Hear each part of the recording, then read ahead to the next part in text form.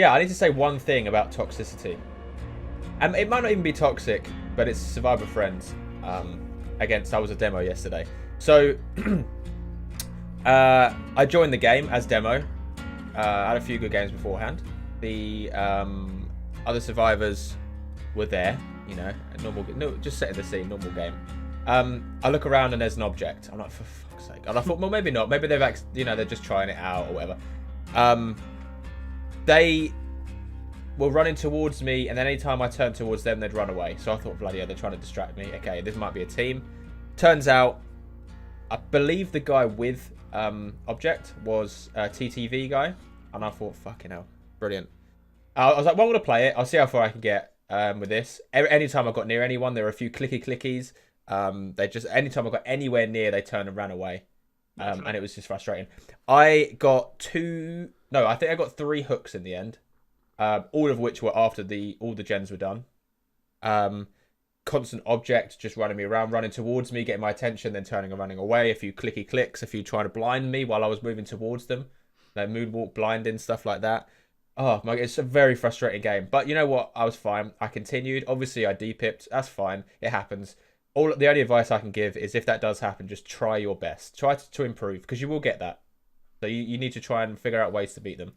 Demogorgon is difficult to do. Anyway, at the end of the game, I was like, oh, G. Oh, it's difficult for me to do this. I was thinking, oh. Anyway, they all said GG as well, or whatever. Anyway, I left the game, trying to cool down a little bit. One of I believe the TTV guy joined my stream. He said, oh, GG, sorry about the objects, just trying to get better at chases. And I thought, thanks for coming in and saying GG, it's nice of you to do that, blah, blah. Fair enough. They were quite nice. And anyway, I think 2 others joined as well. All 3 of them gave me a follow, said GG, and had a little chat with me. And I thought, that's why you don't DC. Because do you know what? They weren't trying to take the piss. They were having a good time, and they came and they were nice people. So all I'm saying is do your best against them, and don't judge someone for what they're doing on the game unless they're being a complete arsehole. I replied to someone on Twitter with a similar thing. Someone said, oh, they hate how when you stream DBD, if you're playing killer and you do poorly, then someone might come to, or if you do really well, someone might come to your chat afterwards and be like, 3 average viewers. Yeah, I replied to him on Twitter. I said, look, the only thing you can do, the best thing you can do, I didn't say it like in this condescending look, mate. The only thing, what I did was I said it nicely. I said that I love when they do that, because my favorite thing to do when they do that is just respond with positivity. You have an off game, they say GG, easy, babby, whatever. You go, yeah, I did pretty poorly there. Or you're playing Survivor and they kill you all and they say easy, whatever. Just say, yeah, you did a good job. You got us. You outplayed us. It's fine. I get so many people that I play with just on Twitch join my SWF, and they're raging hard, and you see it. They DC, or at the end of the match, they're getting all pissed off, they're having a go, or they write in chat when they die like bullshit. And you just say, look, if I die, it's nice one. That was a really good shot, or whatever. I think if you respond to positivity, it is. But if you respond with positivity, it puts you in a better mindset to deal with that situation. And it means those people might think twice the next time they do it. And in the case of being a Twitch streamer, they're probably going to end up dropping a follow, and maybe they won't stick around for too long, but hey, a follow's a follow. I would say this as well. I've had more followers from playing as a killer than anything else. If you play fairly as a killer, people come in and go, do you know what, you play fairly? Mainly because they're so surprised it was a fair killer.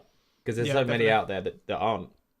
Or if they absolutely destroy you, but you were sort of nice about it.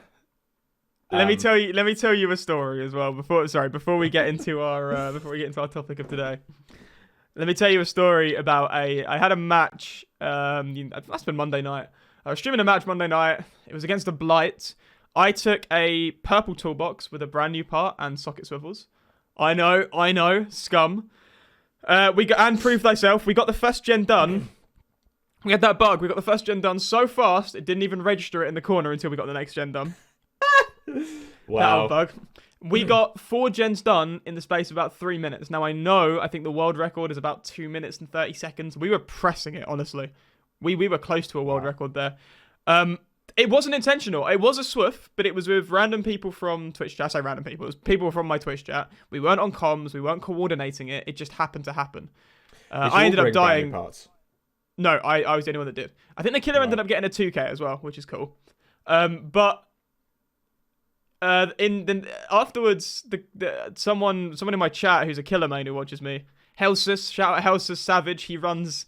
Have you seen? He runs at Pebsie News on Twitter. Have you seen this account? I thought that was you. That's not me. That's some guy. Oh my god. And when I'm streaming, he's like, "Oh, Pebsie has just done this. Pebsie has just died. Pebsie has just jumped in the hatch." Bloody hell. You got your own little stalker there. I know, it's amazing. Beautiful. Hey, he's gonna honestly obsess over the fact that I've just uttered his name in a podcast. No, he said I hate you. He said I'm a killer main and full on gen rushing. And the person came in chat afterwards, the killer, and they were like, "Oh, a bit of a gen rush there." And I said, honestly, I said to him, honestly, I'm really sorry. It wasn't coordinated. It wasn't on purpose. And you still got the 2K, so you still played really well. You were good at chases. Like, normal circumstances, that probably would have been a 4K. And they were like, okay, sure. They dropped a follow. Chase Eventide, they dropped a follow. And I thought that would be it. Now, here's a different game I was playing. In the evenings, like I say, I often play on my MacBook via Stadia with Francesca on Switch. Just before bed, we play a couple of games. And we were playing a Survivor game, and we came across a Spirit. The Spirit, at first I thought they were AFK, so I go and try and find them. And they're kind of standing, but walking back and forth weirdly, and I think, oh, okay, it's an AFK, like, D-rank botter.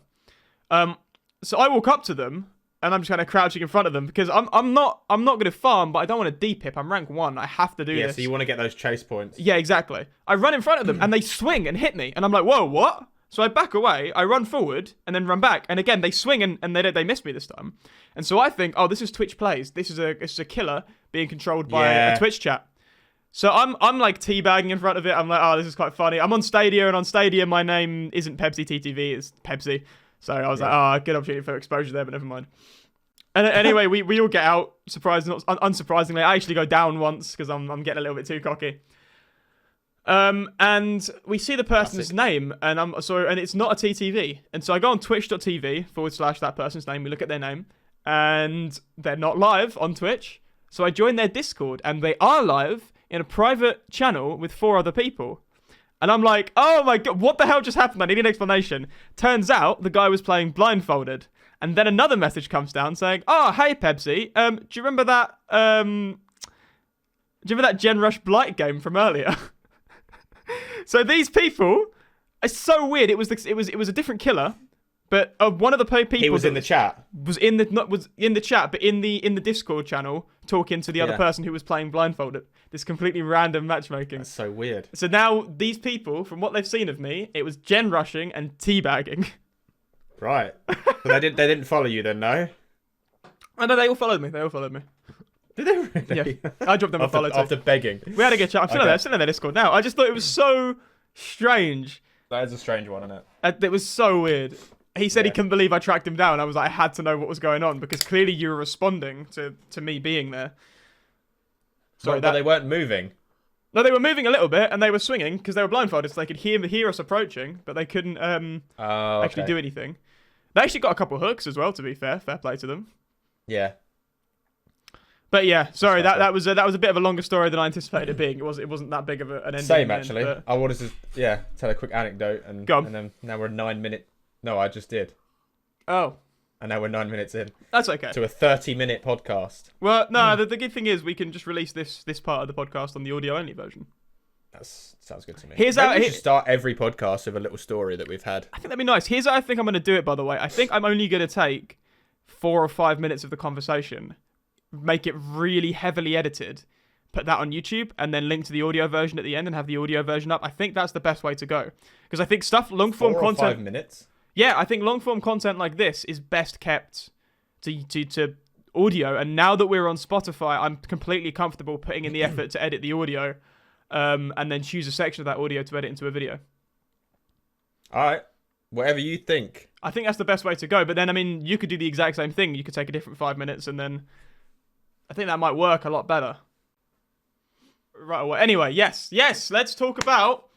Freshly, we haven't spoken about this yet. At all. We haven't had any sort of conversation about the PTB. No. No. Do you want to explain what happened? Yeah. Because if I do it, I'm gonna just Tom feel left like I'm. his mic off. Oh, did he? Oh, did he? Is that what happened? Is it? Yeah. Well, you weren't holding my hand, so basically, we recorded this really. There's a video out there of me going like talking like this, going, oh yeah, oh. But it's like this. Yeah. That's so gonna translate well to an audio. Yeah, but it was silent, so it will. Oh, okay, sorry, I see. Yeah. So it was a. I always mute myself at the end of a stream, and so therefore it was left muted, and I didn't realize, unfortunately. In fact, now I'm getting scared that this one is, even though I know that it's not. We chatted for an hour, and at the end, he was like, "Oh yeah, so my mic was muted." It's a good warm up. It's fine. It means we can get this nice and concise. Or so I thought, into half an hour or whatever. We're already a third of the way through. We haven't started yet. We started this call 15 minutes ago. That's when we were meant to start recording for half an hour. Because I was like, I'm only going to put half hour towards it. Only put half hour into it. And that was 50 minutes ago, so... Alright, well, let's get into it. The PTB, the new stuff, the updates, the everything. What does it cover? The HUD, animations, the clown rework. We're not going to go into the Wraith or the Trapper yet. Why not? But I think... Well, because I haven't played as him. Oh, fair enough. Played against them. I'll say now then real quick, because I did play one game as Wraith. All right. I played as Wraith, and unlike every other game I've ever played as Wraith, and bear in mind I was a rank 7 survivor, killer at this point. There was a little bit of a rollback. People didn't run away until I had a chance to catch up with them, so the Wraith rework seems to have done its job. People, because before when you play as Wraith, people saw you from a mile away. And by the time you got to the gen, they were long gone. Whereas now, I would literally run up to people healing or working on the gen, and it could be because it was the PTB, but even higher ranks, they weren't expecting me. And then you see them jump up and start running away. You see them jump, and that's exactly what the Wraith should be doing. So caught them off guard. As far as I'm concerned, a small change for the Wraith, but I think he's considerably more viable. And there's a lot of killers. This is what scares me. There's a lot of rank 1 Wraiths who are really freaking good at what they do. Yeah. And I'm even better now. When I see a Wraith in a public match, when I'm playing just solo or when I'm playing with other red ranks, not when I'm playing with like rank 15s, when I see a Wraith in a match, it terrifies me. Because I think if you're red rank and you're playing Wraith, you're going to be good at it. And a lot of people, that speed boost he gets when he uncloaks, a lot of people really know how to use that to their advantage. So, yeah, there are some good Wraith players out there. I think I'm more likely to play Wraith as well at some point now that he's a bit stronger. I don't know if I said before, but Wraith for me was the first killer I ever played and the first killer I ever played against. So Wraith reminds me, that bell sound reminds me of the first time I ever played Dead by Daylight, which is quite nostalgic because I remember I was having a rough time of it at Lincoln. And I remember Joey would come into my room and sit on my bed playing TF2 on his laptop, and I'd be playing DBD for the first time on my computer in the corner of the room. It just reminds me of that atmosphere. Oh, that's cool. Yeah, until they changed the sound of the bell. Did they do that? No, but they might. Oh, I see. They're changing sounds, aren't they, and stuff. So they are. Let's hope they don't. Don't change. The Wraith is perfect atmosphere. Wraith's good. Wraith is scary. Definitely at the lower ranks. Yeah. I haven't played Trapper. Know the game a bit. Go on, sorry. No, well, the difference is the difference. I'll mention the Trapper actually now. The Trapper difference is, obviously you get 6 attempts, a maximum of 6 attempts to get out of the trap, and which is a great idea because you're very much less likely to get out the first 3 attempts, which is great. Because you do occasionally get people just go out straight away, and you're like, oh, Jesus, they are injured. Remember, they're still injured. And if you have any add-ons, obviously that's affected them as well. But it's like a buff and a nerf in a way, because you could even be there for longer than 6, and then the Trapper could come and pick you up. If you're miles away as the Trapper, I mean, obviously, yeah, you have one section that you're going to trap, and then you don't go too far away from it, same as the Hag, because you can't teleport there when you're that far away. But if they're guaranteed to get out in 6, and obviously it's going to be less than 6 a lot of the time as well, and you're quite far away as the Trapper, you're not going to be able to get them, which is a shame. They are going to become injured and have the effects on them for the add-ons, but so it's a buff in that they're less likely to get out in the first 3, but it's also a nerf in the fact that it will not be more than 6. So you need to get there as soon as you can, or let it go and let them be injured. I think like with a lot of things in this game, removing that kind of RNG, kind of the random numbers game part of it, is an important thing. I think, as especially with hit validation and things. I say this all the time, but I feel like they are slowly steering us towards it being a more competitive game. And this is one of the things that's been in the game since for 4.5 years. And it's been completely based on random chance, 25% each time you attempt to escape, which could mean that you never escape from the trap and you could be stuck there for 10 minutes. It doesn't. Yeah. It's very unlikely to mean that, but this is a much better system. It makes it more predictable, and it's just less random numbers. I agree that it's better, 100%. It's definitely better for the game. But like I say, it's a buff, but it's also a nerf for the trapper because, like I say, it's 6 guaranteed, if not 4, 5, 6, and you could even get lucky and get. Is it something like 11% on the first try, something like that? What, now or before? Now. I don't know. It's quite low anyway. Of a chance what's 100 divided by 6? Oh no, but it doesn't work like that because it's a flat. No, it's not. The first 3 are a lot less. Oh no, I'll tell you why. It's because so the way it works is they pick a random number between 1 and 6 when you get trapped, and that's the number of attempts you have to do before you get out, rather than it being based on a random percentage chance. But there's more percent. I'm pretty sure there's a percentage for. Well, no, but that means you're less likely to get out on your first and second because now each attempt is technically 16.67%. Did I calculate that right? Hold up. I thought they said that there was a lower percentage for the first 3 attempts. Yeah, there is, but only because it's more likely. Yeah, 16.67. Only because before it was 25% and now it's 16.67% per one. Technically, it's not because it's picking a random number, but they did say it's a flat distribution. That was their wording, which means it's a straight line. It's a flat distribution. I thought they said okay. They did say you're more likely to get off on your third or fourth than your first or second, but that's because technically it's a 16.67% each time you try. It's not, but technically it is. It's a 16.67% chance you'll be first or second. Not second, but you know what I mean. You know what I mean. Yes.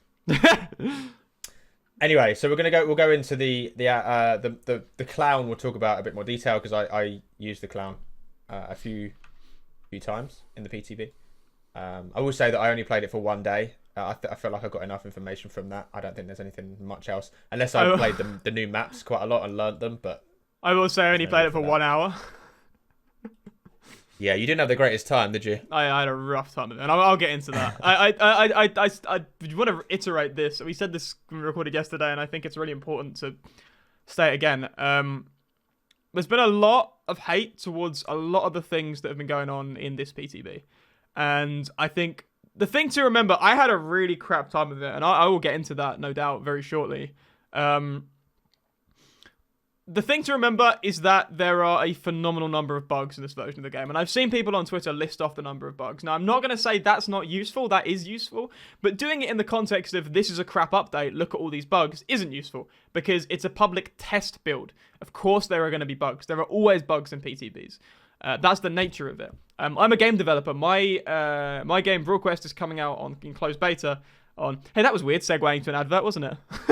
No, my game's coming closed beta on the weekend of the 29th of January. It's going to be full of bugs because there's no possible way of testing it with developers alone. That's the reason for the PTB.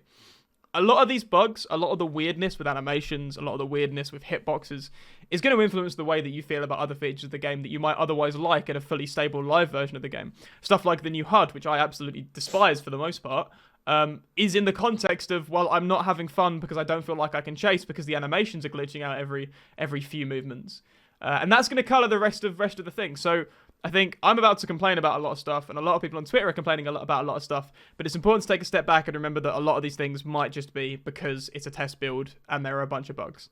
If we say anything that's bad or anything like that that's not going too well with this update, I think we are going to try and be positive about it at the same time, rather than a lot of people on Twitter and stuff like that who are just slagging it off. We're going to try and be as constructive as we can. Just hurling vitriol and atting Matthew Cote to be like, oh, your game sucks, why don't you care about the players? And it's like, obviously he cares about the players. These things are hard to get right. And the fact is they've done a massive update with tons of new features, tons of next-gen stuff. Okay, a lot of it was stuff no one was asking for. And there are a lot of other problems in the game that people are asking for fixes to. But new features are important for coming to the new generation of consoles. No one's complaining about the map reworks, and as part of the map reworks, you need the animations to be updated. You need the models to be updated, and I have a few queries about the right map updates. But I'm just saying, like, reserve judgment until the thing comes out live. If this was the version that shipped, then your anger is justified. But I think right now, just take a step back, breathe, and just think, right, it's a test. This is a test. It says it in the PTB. It's a test. This is so they can find these errors with thousands of people playing. That's the purpose of this test. Be constructive of what you say. Don't just say this is rubbish. This is rubbish. Just say, oh, by the way, this happens when you do this, or like, oh, this is really tough to do this. Maybe try it like this, rather than going, you suck. Yeah. That's just not helpful whatsoever. Yeah. And we're gonna try and be as constructive as possible. I think we'll go through the main things. Really are the HUD, the animations, the maps, and of course the clown. I honestly don't have much to say about the clown. Should we start with the clown, because I think you have more to say about this than I do. For me, I'll just say my opinion on the clown is just a resounding meh. I played one game with the clown and I disconnected because I got bored. Not in a rage quit way. It was a very toxic team. I wasn't mad. Sound like you. I wasn't mad, I was just bored. So I was like, I'm not having fun. I'm just going to disconnect and uninstall the PTB and switch to live servers and play some Survivor. Yeah. The clown new ability is, I'm interested in it because I said before, they're upping the skill ceiling rather than just changing his numbers. That's cool. The reload time going down from 5 to 3 seconds is a buff. That's great. Oh, that's brilliant. That's brilliant. That's fantastic. That makes a lot of difference. I like the fact that he's got an add-on which switches the gas colors around. I think that's really interesting, and that'll be really weird to play against. Well, I'll just say this: the clown is a mind game killer. He and the fact that they've now added an extra element to that is fantastic. And even like you say, with the add-on of switching the colors around, again, adds confusion to survivors, and it's fantastic. They know this killer. They know the way you play this killer. They know what they were going for with the original design of this killer, and the new bottle kind of accentuates that and adds an extra element to the gameplay in a way that, like I say, raises the skill ceiling. They haven't just buffed his numbers; they've actually made him more skillful to play. I think. Yeah, that's great. One of my favorite killers is the nurse, because you're either good at the nurse or you suck at the nurse. The skill ceiling is so freaking high. You can either play really poorly with the nurse or really well with the nurse, and I think every killer should be like that. Not as severe as the nurse. The nurse is a specific role. But you shouldn't be able to just half-arse a killer and do well, like with Freddy. Or Spirit. We said that at the same time. We knew exactly. Yeah, Freddy is the best killer in the game based on how easy he is to play. It says hard on his description as well. That's because he used to be hard. I don't think they've changed that since he is how he is now. Do you have anything more to say about Clown? Or... Yeah, I just want to say I saw in my chat yesterday actually. There's a few actually 2 different people were talking about it, and they both had different opinions. And then there was me as well. Obviously, just I didn't side with them because you shouldn't do that. I had my own opinion, and it seemed to be close to one of theirs. But one person was saying that it doesn't make any difference. The fact that they were annoyed that it doesn't make a difference. The yellow one. They say that they're annoyed that the yellow one takes up some of the slots of the other one. But I was a bit like, well, but you could change. You can just use the purple one if you don't like. There's no need to use the yellow one. It's just an addition. There's no detriment to the pink bottle. Yeah, but I feel as though you will need to use it against better survivors. You need to catch up with them. I think it's a really good way of doing it, and I love the fact it's really clever of the devs to create the yellow bottle to not be yellow straight away, so you throw it. And I don't think the survivors can really tell. I mean, I think there is yellow stuff inside rather than pink, but it's going to be tough for them to tell from. And you can control it using add-ons as well. So if you want that gas to release faster or that gas to release slower, there are add-ons that do both of those things. Oh, brilliant. There you go. I haven't really looked into the add-ons that much. I just wanted to see what his new ability was like. But and the fact that it turns, it's a grey mist first, means that you can throw it in front of the survivor.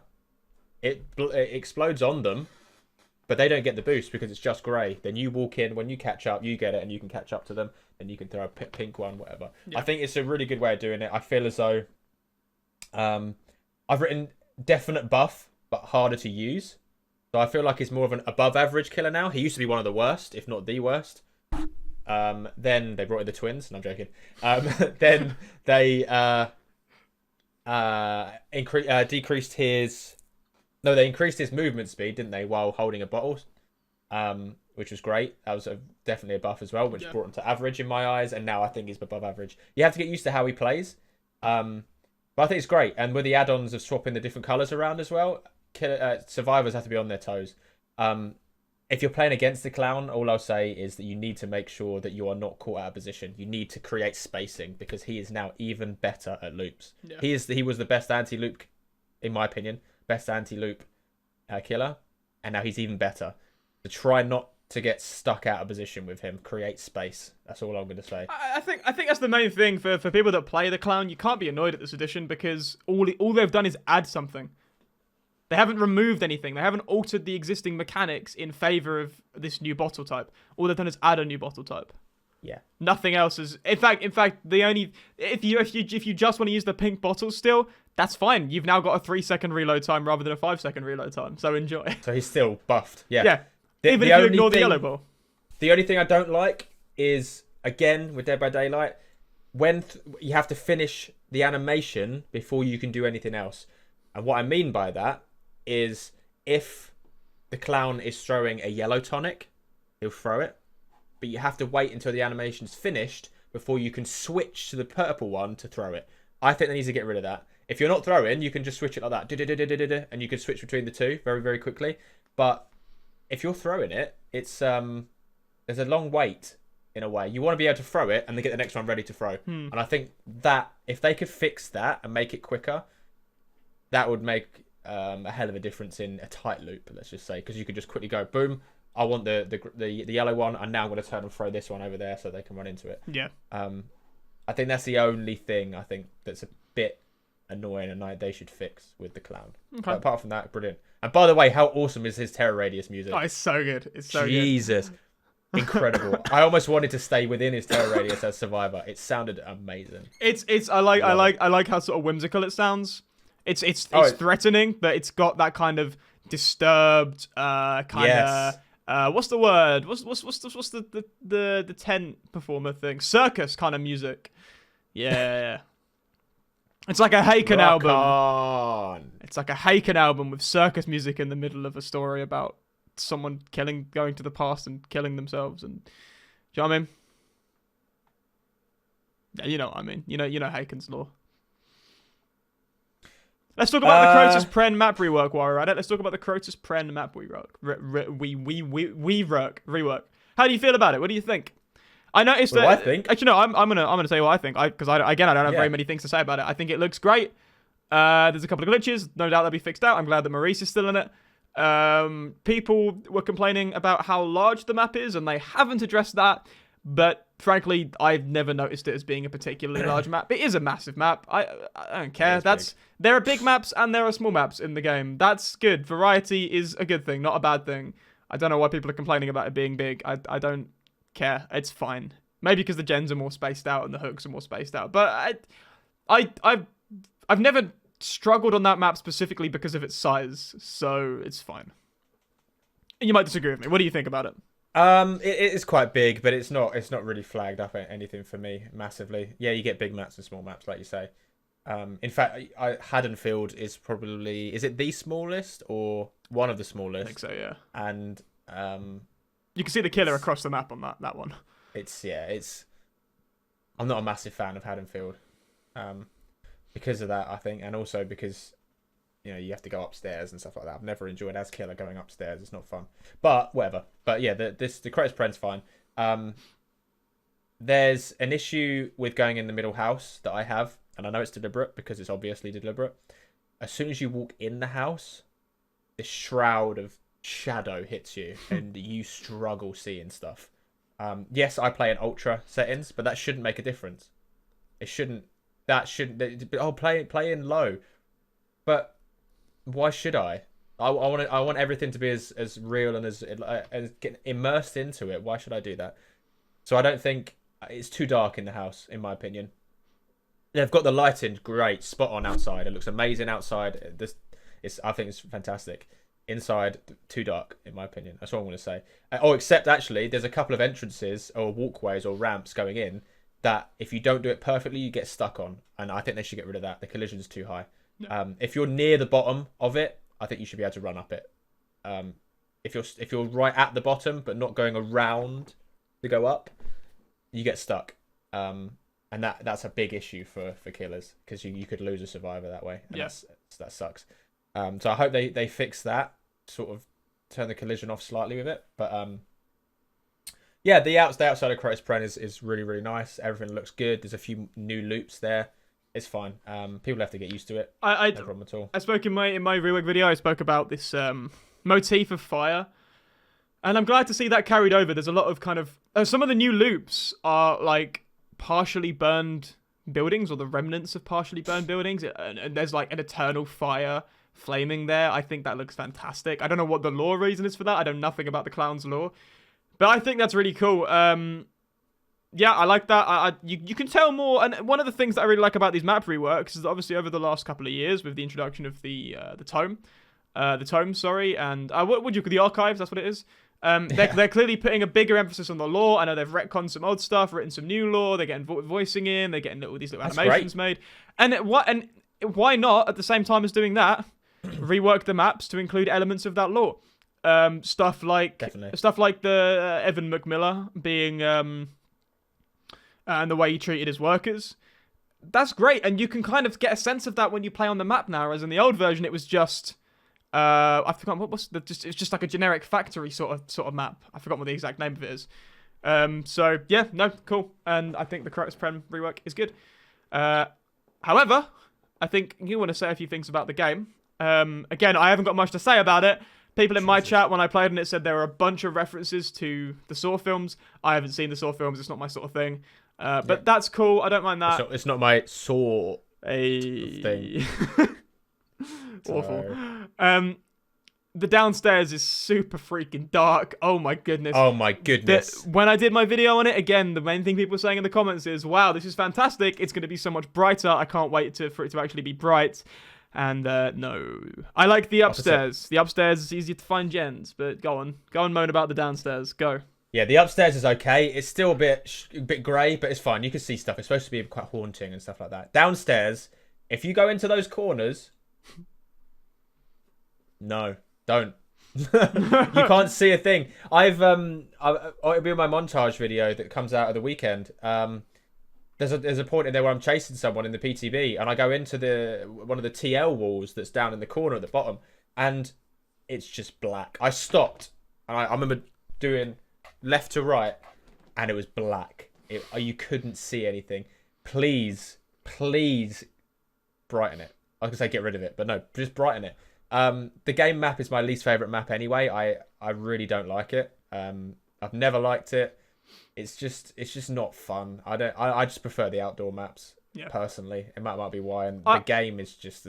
I like the dynamic. I like the dynamic shift with those kind of maps, Hawkins and the game.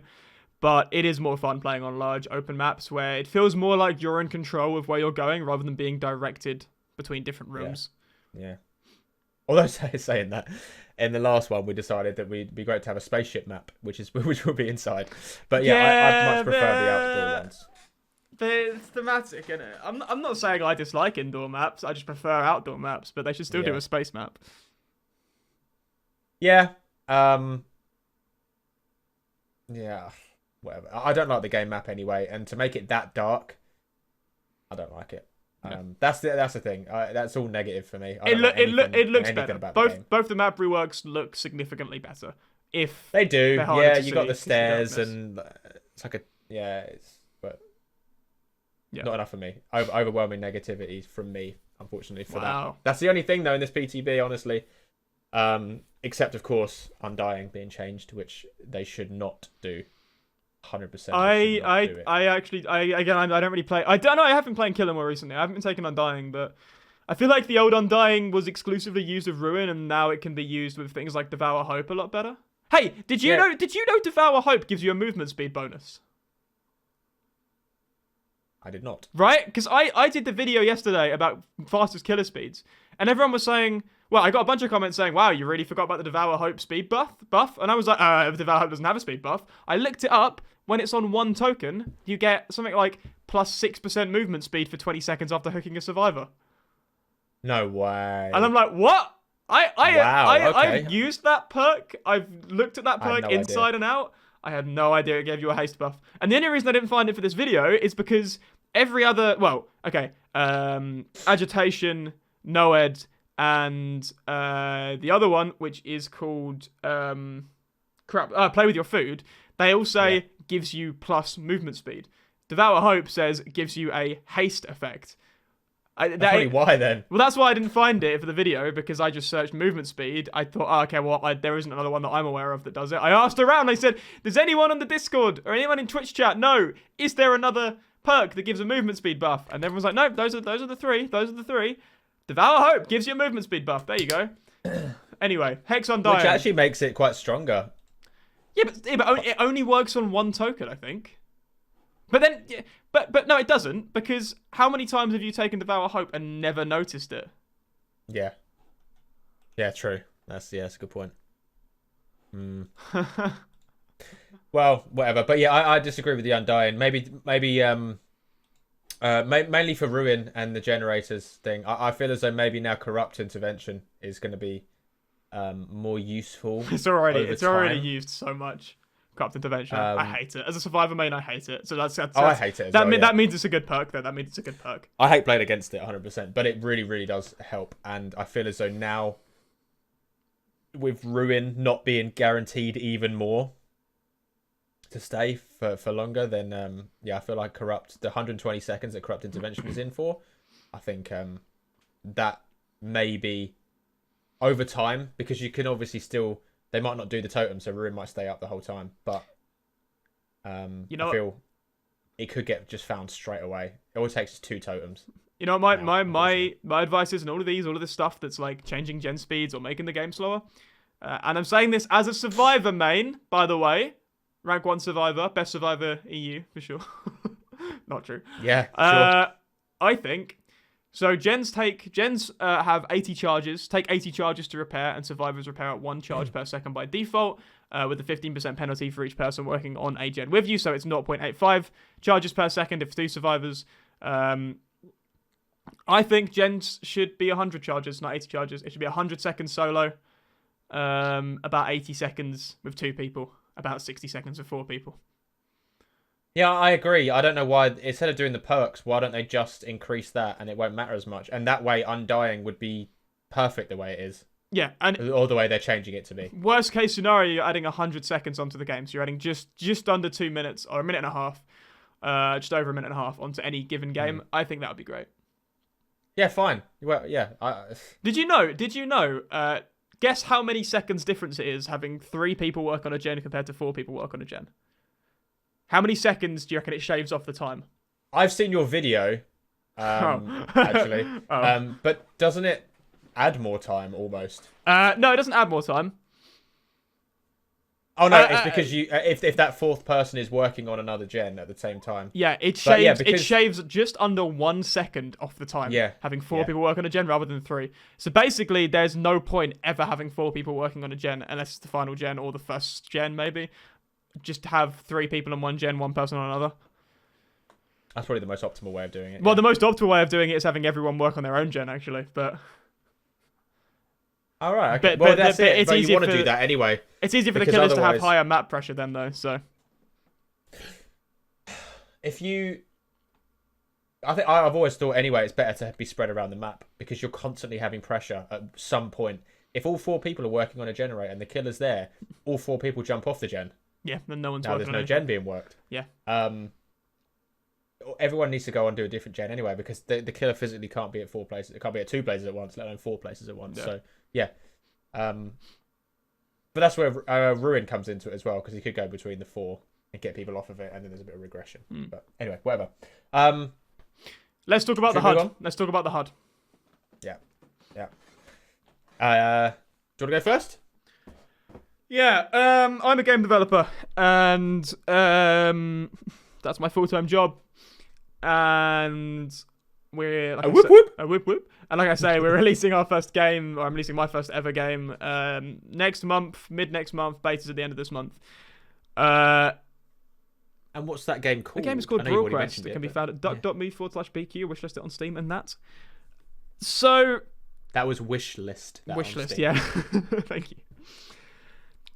We had an original UI. I posted this up on Twitter. We had an original UI where we had And where can we find your Twitter? at PebsieTTV on Twitter. Yeah, we had an original UI where in the top left corner of the screen, we had player stats. We had the health bar, the XP bar, and the mana bar, and quick select. At the bottom center of the screen, we had the health and the mana bar again, but only if you were in combat. And then at the top right corner of the screen, we had status effects if you're being affected by any spells. And then in the bottom right corner of the screen was chat. And we put an initial version of this out, and we had feedback, and we actually sat down and we chatted about it, and we were like, right. And we instantly knew the problem. When you use it, and you're in a combat situation, your eyes are flicking all over the screen. You're checking your quick select, you're checking your health. You might not even notice that in the bottom center, you've got your health there, so you're looking down, and you're looking back up to see what your XP's at. You're looking to see if you're afflicted by any status effects. You're looking at all four corners of the screen. That sucks. That's awful. So we, a 4-person development team, where only 2 people are dedicated to this project right now, redid our entire UI and spaced it in the all stemming from the bottom. When you open your inventory, that goes up to the top, but otherwise all the important information you need is all in one place, the bottom left corner of the screen, and then chat is in the bottom right corner of the screen. So you look down real quick. Okay, I know what I'm doing. Behave. Much like the much like the original DBD HUD. Yeah. What were you gonna say? No, I was going to say it's much like the one that is at the moment. Yeah. With DBD, I realised actually playing the PCB to then play in the live servers is that you just play and you just look down. Now you just quickly go, yeah, that's how that's there. Instead of going boom, boom, boom, boom. So I was playing on the PTB, and one of the reasons I wasn't having fun is because at any given moment, one of the great things about DBD is that it's a great spectator sport, because at a glance you can see what's going on in the game. Even if you've never played the game before, if you have a slight understanding of the mechanics, you can understand what's going on just by looking about. I think that's why it does so well on Twitch, considering it's quite an old game and quite clunky. But people who don't play the game watch it. Yeah, exactly. But in fact, that's what got me into it, was watching you play it on the base PS4. But with the new UI, even playing the game, I was struggling to keep track of what was going on. I wouldn't notice when people would get injured. Flashing red, that sucks. I wouldn't notice when people were downed, when they were hooked, when they were unhooked, because I was looking at generators, I was looking at my item. I wasn't sure how many charges were left in my item. I wasn't sure how many generators were left. And it might just be that I'm not used to it yet, but I just couldn't keep track of the game while playing it. I can't imagine what it was like for people watching the stream. Before you were able to easily see what was going on in the game, keep track of everything, and it wasn't even any effort. And it might be because I'm not used to it, but this new HUD, I couldn't tell what was going on. Except for his killer. It was fine as killer. But Killer is great. Yeah. And to be clear, I like the new styling. I think it looks a lot. People say it looks like the mobile game. It does. It doesn't fit with the rest of the style of the game, but whatever. It needed to be updated for the new features they added. The hook count is great. Being able to see who's playing who and what skins they've got is fantastic. You can't see what skins they've got yet, but no doubt they'll be adding that soon. I was going to say that. Yeah, it'd be cool if they did that. But not being able to tell what's going on in the game at any given moment is a massive issue, and they need to. And I think it's all because of the spacing. You're doing so much more work. Yeah, I'm actually in agreement with that. I think the good thing about it is I think it looks neater, and I do like a bit of change aesthetically with stuff. I think it looks great. I like the way that you've got the I don't know where it is, but I like the way that you've got the icons and stuff like that of who's playing who. I think that actually helps both Survivor and Killer as well, know who's who.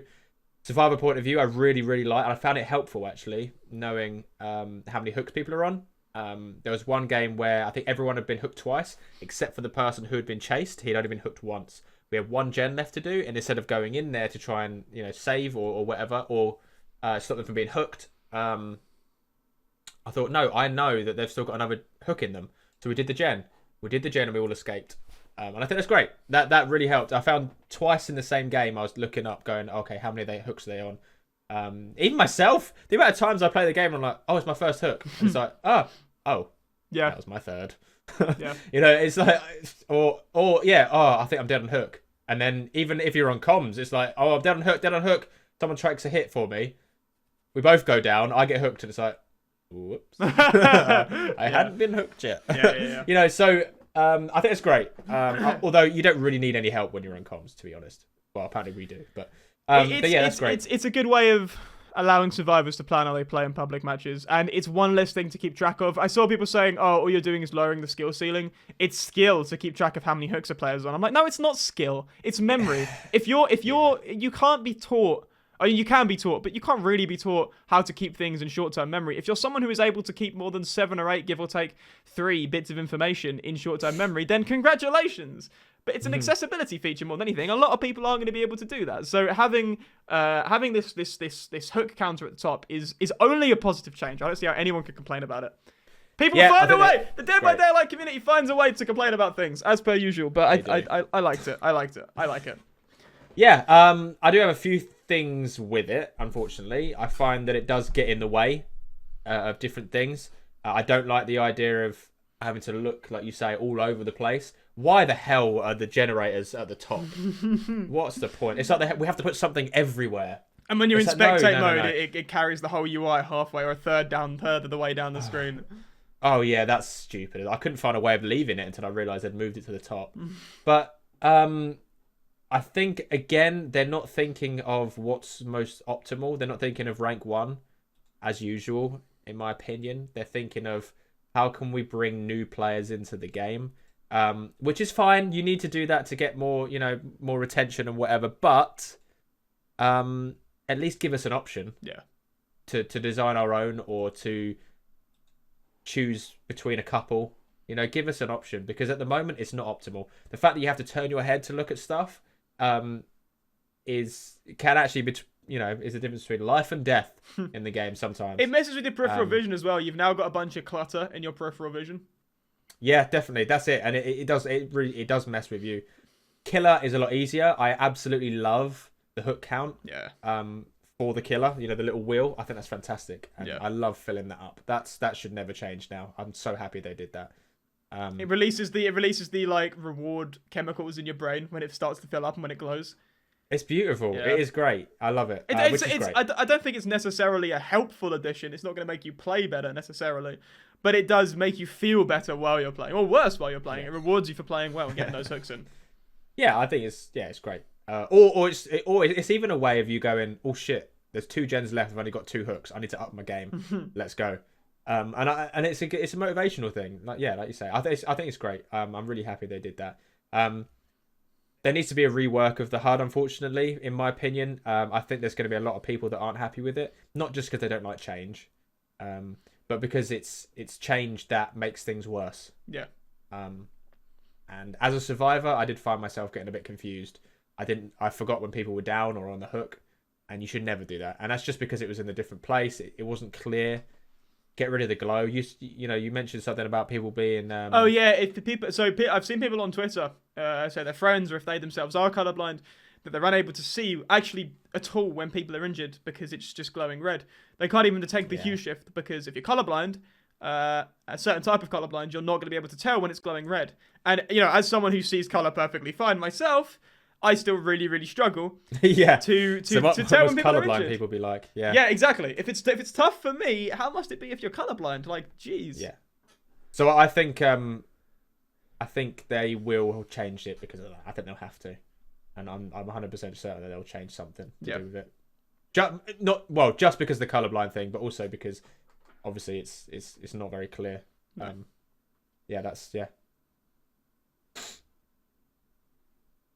That's it. That's the whole discussion on the HUD. Is there anything else we haven't spoken about survivor animations? Yeah. Again, I think quite swiftly. I sort of spoke about this at the start. The new survivor animations look objectively better, but they feel a lot worse. There's a transition animation we were talking about yesterday, where it feels like it takes an extra second or 2 to stop doing an action and start doing the next one. Now, I'm not sure if there actually is a stop and a halt there. But that feeling of things being a little bit more sluggish is going to influence how you make your next few decisions. And if that's going to mess with how you chase. It's also significantly harder to moonwalk now because when you stop moving, there's kind of a push forward a little bit and then pull back animation. Again, no one needs to moonwalk. No one. And speaking of, it feels cool though. Go on. I tweeted something. Let me just get it up. Go on. So I've actually quoted this. So the first part, they're talking about the animations still being the same for teabagging, and then they said this. This is a quote. So that teabagging is still satisfying to our players. That's so funny. Because that's what's important. Yeah. But it is. Because if people are complaining about teabagging, go, oh no, if you change the animations, are we going to be able to teabag? Do you know what I mean? Like, you don't need to teabag. But I will say it is fun. But the only reason I've seen people teabag is to show, ha ha ha ha, you can't get me, killer. That's it. There's no reason to teabag. There's a reason to crouch. All you urban evaders out there. But it's a part of the game. It's a part of the game. It's something people enjoy doing. I understand that. They enjoy it. It's fun. It's fine. Whatever. But it's just the idea that they've mentioned it specifically with the animations. Oh, you can still moonwalk. Oh, teabagging is still satisfying to our players. So you know that people teabag a lot and you think it's funny that they bully killers and piss off killers. No, I'm joking. I know they do. It's fun. I mean, moonwalking is a sign of cockiness, but it's also a fun thing to try and do in between. It's funny as well. Yeah, I do understand it. I'm saying it's a bad thing, but it is a way of people being toxic to other players, which isn't nice, but it's still fun. Yeah. I found that one of the main reasons I wasn't having too much fun with the PTB is that I found that the animations were so glitchy and felt so strange and wrong that I just couldn't win chases. I got into chases, I couldn't do anything. I had no idea what I was doing, and that's a big issue for me. Yeah. I'll go into a couple of little positive things, in my opinion, but to start a continuation of your negativity. No. The animations, the one thing that I don't like, and I think they need to change, is the injured. When you're injured and you're running as a survivor, I think, I don't know whether they've deliberately done this, but I feel as though, as killer, it's harder to tell when a player's injured to when they're healthy. They're more upright. They're not doing like more movement. They're just sort of, you know. No, I have no idea what that was. You'll see in the video. Oh, okay. But no, I feel as though that needs to be a bit more obvious. I think it's gonna be more difficult for killer to determine who's injured and who isn't if you've got two players running next to each other. Yeah. There's not much of a difference. And that again could be the difference between winning and losing the game, because obviously you want to go and get that hook, you want to snowball off a hook and stuff like that. And it would take longer to get a hook if you go for the person that's uninjured to the one that is injured. Right. Okay. Just because you couldn't see the difference. Yeah. Yeah. I'm not mentioning that in tunneling, by the way. I'm just saying it in general gameplay. If you come across someone who's injured and who isn't, you want to go for the injured person. Yeah. Ideally, unless they're at a god loop or something like that. Yeah. But yeah, that's my main thing that isn't good. But I will say this: it looks more realistic aesthetically. It looks a lot better. The movements are more real. The fact that you stand up taller when you're not moving as well. Very specific scenario, but that could help a killer in spotting someone if they're standing still. You can see where they're going, where they are. I can see that. Because they're taller, so you'd be able to see them over stuff a bit easier. Obviously, as soon as they start moving, they crouch down a bit to move, which is fine. But yeah, I think that's good. Yeah, do you have anything more to say about the animations? I mean, the little gap, I still... I don't know whether there is a gap or not, but when you finish an action... I don't know whether it's a time thing, but there is an animation. If there is a time thing... As in, I don't know if it affects when you start your next action, but there is definitely a gap. Yeah. So if you're down doing a gen or a totem or whatever, you have to then stand up before you start running. Yeah. And if it is before you start running and there's a split second there where you don't move, that has to be gone, because that will make such a difference in chases and stuff like that. I don't think that should stay. As nice as it looks, I don't think it should stay. But everything else I'm really happy with. I love the different camera angle when you're on the floor and the crawling and stuff like that. All of a sudden, one of your legs doesn't work when you hit down as well. The other one's sort of pushing away. Oh, I hate the fact you can't spin in circles when you're on the floor anymore. I hate it. That was so more realistic, funny, isn't it? Though. You lie down on your front and try and spin. All right, I'll do it. You have to sort of go... Ugh. No, I like that. DBD is a goofy game. It's got this crazy horror setting, and it's goofy. I love They're it. they're trying to make everyone take it more seriously. It's camp, just like Freddy Krueger movies or the later Halloween movies. It's meant to be sort of tongue in cheek, and that was one of all of these things: teabagging, crazy outfits, spinning around on the spot. These are all things that contribute to that feeling, and it's a perfect atmosphere of kind of like a horror B movie. I love it, and they've just taken it out. Yeah. Oh, we're a AAA game now. We're on the next gen consoles. We need more realistic movement. I'm okay with it. There's a reason why I play it on Ultra. I want it to feel good. I'm a big sucker for graphics. I play it on low, so. Well, there you go. I'm a big sucker for graphics, and if I can make Dead by Daylight look slightly better, because graphics are a bit, then I'm all for it. So if it makes it more realistic, then whatever. But it has to be fun. Yeah. That being said. Have we pretty much done everything? I want to just everything. quickly go through. I just want to address a couple of little PTB bugs that have happened. I don't want people to go, "Oh yeah, this is all great," but did you see these things that are bugging? I've got 4 things written down. You've got your pros and cons list. Well, no, I've been through those. The PTB is just 4 things here. You've got your cons list. Yeah, this is the PTB stuff that I just want to address. But we've said it's a public test build. Things are going to go wrong. Annoyingly, something kind of hope wouldn't happen. But for example, so I started off first. Some players are experiencing an exhaustion bug, which means that when you start the game exhausted, and you finish the game exhausted. No reason for that at all. You're just exhausted. Simple as that. You can't dead hard. You can't do any exhaustion perk that you've got. Blah blah. If you haven't got one of those, it doesn't really make much of a difference. So you're okay. But yeah, that's one thing that's happened. Couple of perks as well. I think all perks at the moment, from what I've experienced, are lit up. So stuff like Spine Chill, you can't tell when people are looking at you. It still works, but it doesn't give you that icon lighting up. Oh yeah, you get a plus 3% boost to your actions. Fantastic. Yeah. How exciting. That's not what people use Spine Chill for. Unfortunately, that's speed boost. So and the same for me. I couldn't tell when inner strength was going to work or not, because I couldn't remember when. Have I done the last totem?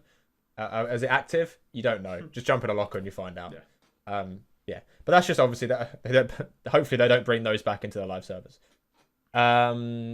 Before we go on to the final one, which is the most frustrating, and I think that's one of the reasons you switched off. I want to go through an animation bugs. There's 3 things here. I think you had one that you mentioned yesterday, but animation bugs. There's a lot of T-posing going on. The killer. That sounds terrifying. A T-posing killer marching towards you. Yeah, that's a bit. It was quite scary actually. There's I've got a picture someone sent in my Discord where I'm still falling, but I'm moving. A lot of T-posing. There was a falling pose, and also one of someone else also said that they were still stood up while they'd been downed, which is a bit strange. Yeah, didn't you say you had one as well that you had? The constant kick flipping. Like you're in the middle of a kickflip. If you vault the carriage on Crotus Pren, you're hovering in the air until you do another action, like fall from another height or vault another window. I will say this though, it only seems to happen to other people looking at you. Oh yeah, you don't notice it. You can't tell it. Yeah, you're going as normal, but everyone else doesn't know. Everyone else has seen what's going on. It's a glitch they'll fix. The game also crashes when you, in the tutorial, if you hit Meg. Whatever. Who's running the tutorial in PTB? It's true. Anyway, and the last one, which is very, very frustrating. The hitboxes in this PTB are so off. Yeah. It's ridiculous. Yeah. It's ridiculous. It's so. I mean, we always. It's Dead by Daylight. We complain about hitboxes all the time. Not mentioning Huntress, but yeah, we complain about it all the time. But you go sort of like, oh, it's near enough, I suppose. Yeah, it's very generous, but whatever. These are nowhere near, and you're getting hit down. And that's very frustrating. That's an issue. That's a big issue. Yeah, but I mean, it's whatever. It's the BTB. But like what happened with you, if you get frustrated with things that are bugs that shouldn't be, and you're going down when you shouldn't be, you're not going to enjoy the new stuff that they're trying to get. You're just going to go, forget this, I'm uninstalling. Yeah, for sure. So yeah, even though it doesn't make a difference to the new stuff, it will do, because your attitude to the new stuff will be different if you're already pissed off from everything else that's going wrong. Yeah, that's very true. It's very true. But it won't be like it in the live servers. No, so do your best. Focus on the new the stuff. update overall is good. The dev's done a good job. The design team's done a good job. A couple of things need to be addressed, but I'm sure they will be addressed. I've got full faith in the development team here. Hopefully we'll get another PTB update before the update releases in February. We'll see. We'll see how it goes. Yeah. Overall, for me, positive. Yeah. Right. But that's mainly because I think they're going to get rid of the negative stuff. Yeah. Let's sign off. Where can people find you? Right. You can find me at twitch.tv/Jakstalock. JAKSTALOCK. Also my thing on Twitter at Jakstalock. YouTube, Jakstalock, where I upload montage videos and playthroughs and stuff like that. Check out my band Pet Needs, who've just been signed to Extra Mile Recordings. Album out 12th of March. Check it.